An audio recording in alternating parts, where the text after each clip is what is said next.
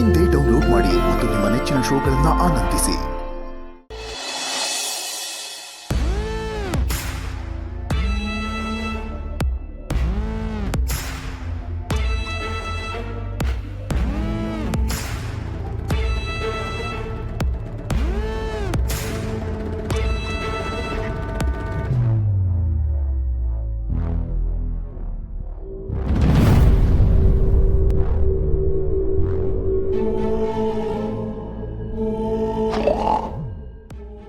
Shock ಆಯ್ತಾ?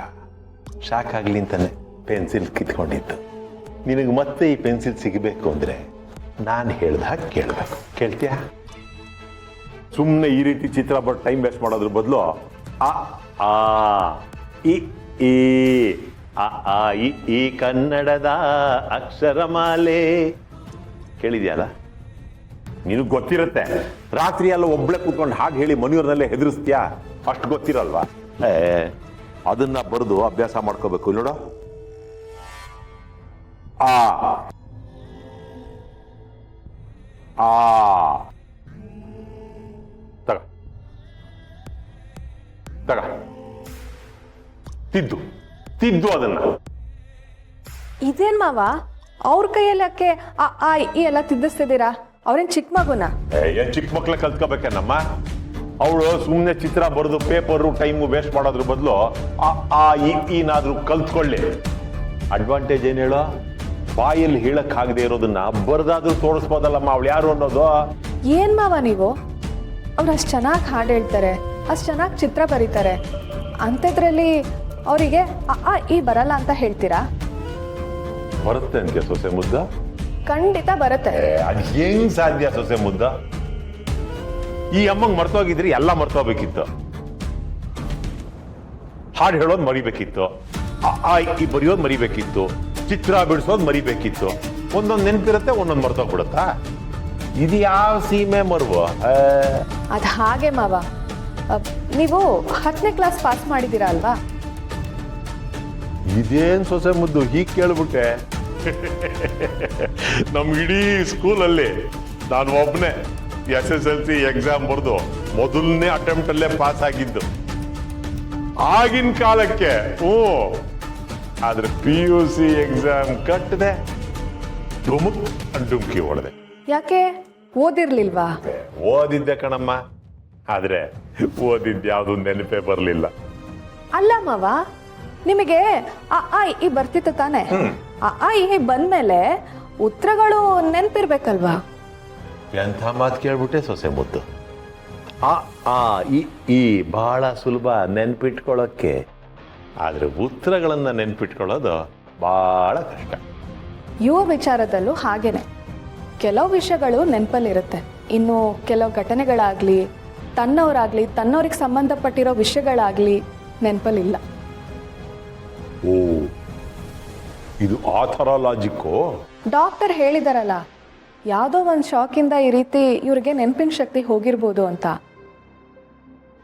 ಸೊಸೆ ಮುದ್ದ, ಈ ಸಿನಿಮಾದಲ್ಲಿ ತೋರಿಸ್ತಾರಲ್ಲ, ಈ ಥರ ಶಾಕ್ ಆಗಿರೋರಿಗೆ ಇನ್ಯಾವುದೋ ಥರ ಶಾಕ್ ಟ್ರೀಟ್ಮೆಂಟ್ ಕೊಟ್ಟು ನೆನಪಿನ ಶಕ್ತಿ ಎಲ್ಲ ವಾಪಸ್ ಬರೋ ಹಾಗೆ ಮಾಡ್ತಾರಲ್ಲ, ಹಾಗೆ ಮಾಡಿಬಿಟ್ರೆ? ಅಯ್ಯೋ, ಹಾಗೇನಾದ್ರೂ ಮಾಡ್ಬಿಡ್ತೀರಾ? ಒಂದು ಹೋಗಿ 11 ಆಗುತ್ತಷ್ಟೇ. ಇವ್ರ ಪಾಡಿಗೆ ಬಿಟ್ಬಿಡಿ ಮಾವ.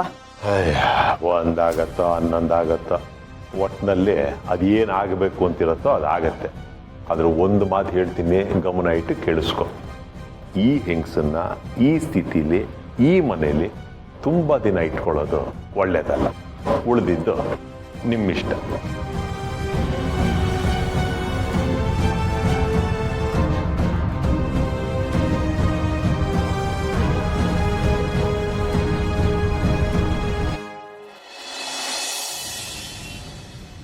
ಇದನ್ನೆಲ್ಲ ನೀವು ಅಗ್ರಿಮೆಂಟ್ ಕಾಪಿಗೂ ಸೈನ್ ಹಾಕೋಕ್ಕೂ ಮುಂಚೆ ಯೋಚನೆ ಮಾಡಿ ಸೈನ್ ಹಾಕಬೇಕಿತ್ತು.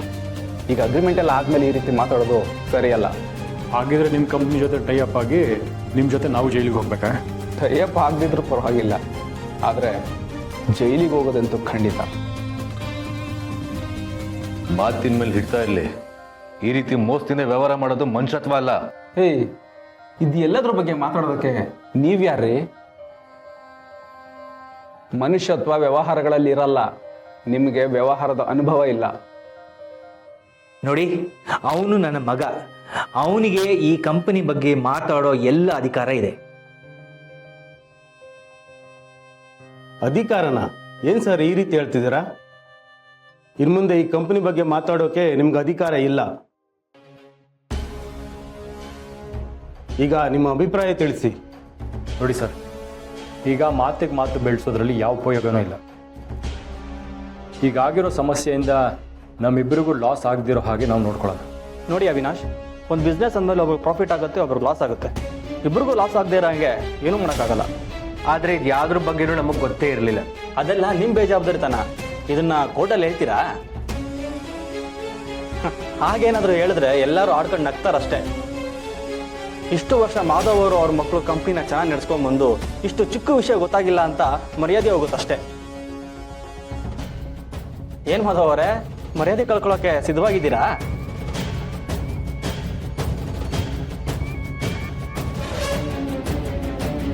ಅವಿ ಅವಿ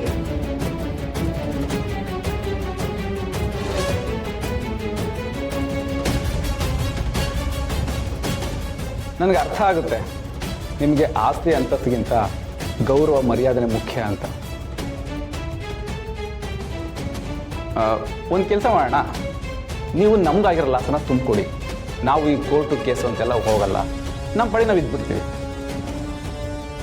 ಹೇಳಿ, ಈಗ ನಿಮ್ಗೆ ಎಷ್ಟು ಲಾಸ್ ಆಗಿದೆ? ಅಪ್ಪ ಏನಪ್ಪ ಇದೆಲ್ಲ? ನಾವ್ಯಾಕೆ ಅವ್ರ ಲಾಸ್ನ ತುಂಬಿಕೊಡ್ಬೇಕು? ನಾವು ಕೋರ್ಟ್ಗೆ ಹೋಗೋಣ. ಸಮರ್ಥ ಅವರೇ, ದಯವಿಟ್ಟು ಸುಮ್ಮನೆ ಇರಿ. ಕೋರ್ಟ್ ಹೋದರೆ ಕೇಸ್ ವರ್ಷಾನುಗಟ್ಟಲೆ ಎಳ್ದಾಡುತ್ತೆ. ಅಲ್ಲಿವರೆಗೂ ಕಂಪ್ನಿ ಲಾಕ್ಔಟ್ ಆಗುತ್ತೆ. ಎಲ್ಲ ಎಂಪ್ಲಾಯೀಸು ಬೀದಿಗೆ ಬರ್ತಾರೆ. ಓಕೆ, ಈಗ ನಿಮ್ಗಾಗಿರೋ ನಷ್ಟ ಎಷ್ಟು ಅಂತ ಹೇಳಿ, ನಾವು ಅದನ್ನು ತುಂಬಿಕೊಡೋದಕ್ಕೆ ಎಲ್ಲ ಪ್ರಯತ್ನ ಪಡ್ತೀವಿ. ಸರಿ, ಹಾಗೆ ಆಗಲಿ. ನಿಮಗೆ ನಾನು 1 ವಾರ ಟೈಮ್ ಕೊಡ್ತೀನಿ. ಅಷ್ಟರಲ್ಲಿ ನೀವು 150 ಕೋಟಿನ ನಮ್ಮ ಕಂಪನಿ ಹೆಸರಲ್ಲಿ ಕಾಂಪನ್ಸೇಷನ್ ಅಂತ ಕೊಡಬೇಕು.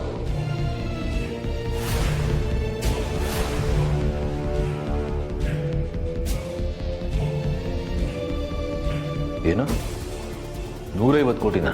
ಆ ದುಡ್ಡನ್ನ ನೀವು ಕೊಡದೇ ಇದ್ರೆ ಕಾನೂನು ಪ್ರಕಾರ ನಿಮಗೆ ಶಿಕ್ಷೆ ಆಗುತ್ತೆ. ಅಷ್ಟೇ ಅಲ್ಲ, ನಷ್ಟ ಪರಿಹಾರ ಅಂತ ಹೇಳಿ ಕಾನೂನೇ ನಿಮ್ಮ ಕಂಪನಿಗೆ ಮುಟ್ಟುಗೋಲು ಹಾಕಿ ನಿಮ್ಮ ಆಸ್ತಿಯಿಂದ ನಮಗೆ ಪರಿಹಾರ ಅಂತ ಕೊಡಿಸ್ತಾರೆ.